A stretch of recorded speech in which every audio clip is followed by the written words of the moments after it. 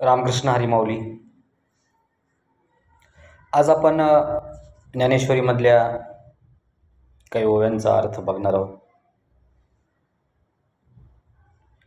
जेव्हा आपण एखाद्या देवालयामध्ये मंदिरामध्ये अर्थातच ईश्वराकडे जातो, तेव्हा काही ना काहीतरी घेऊन जातो.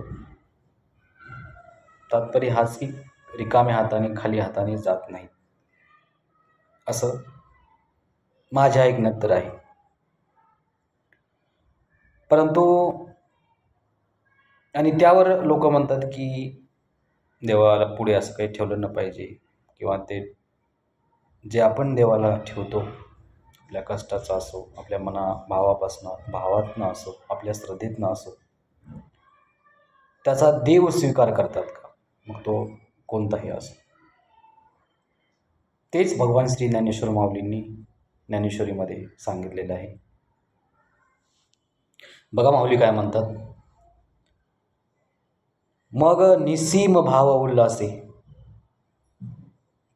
मज अर्पावयाचे मिसे, फळ एक आवडे तैसे, भलतयाचे हो. भक्तू माझ्याकडे दावी म्हणजे भक्त माझ्याकडे देतो, आणि मी दोन्ही हात ओढगी म्हणजे मी दोन्ही हात जोडून जो काही माझा भक्त मला देतो आहे त्याचा मी स्वीकार करतो आहे.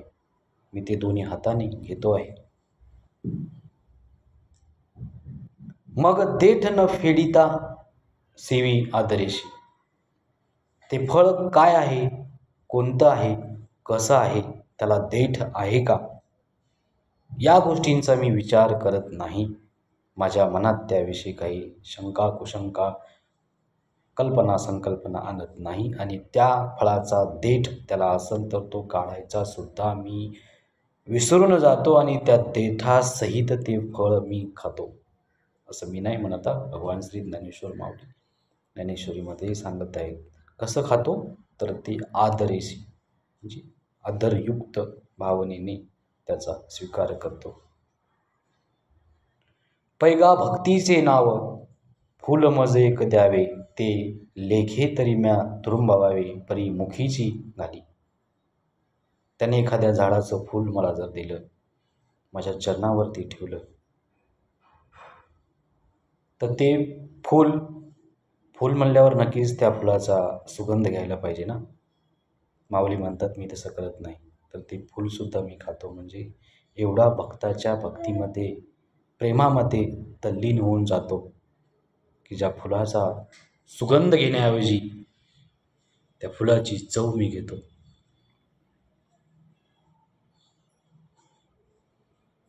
परी सर्व भावे भरले देखे, आणि भुकीला अमृत तोखे, तैसे पवित्र जी परी ते दुखे आरोगू लागे. अथवा ऐसेही एक घडे, जे पालाही परी न जोडे, तरी उदकाची तवर साकडे नवली गे.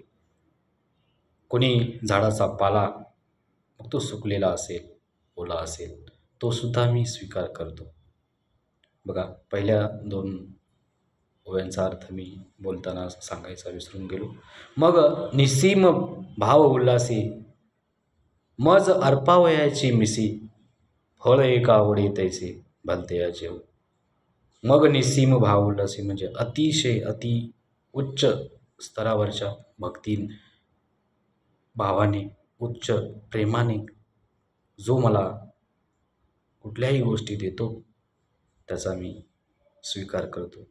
बघा, हा काहीतरी ईश्वरापुढे, मूर्तीपुढे मांडण्याचा उद्देश, त्याचं तथ्य हे भगवान श्रीकृष्ण तथा भगवान श्री ज्ञानेश्वर माऊली ज्ञानेश्वरीमध्ये सांगत आहेत. मी परत एकदा रिपीट करतो. मी भगवान श्रीकृष्ण आणि भगवान श्री ज्ञानेश्वर माऊली एकाच वाक्यात वापरले, कारण भगवान श्री ज्ञानेश्वर माऊली हे पांडुरंग म्हणजेच कृष्ण यांचा अवतार आहेत, आणि त्यांनी हे सांगितलेलं आहे.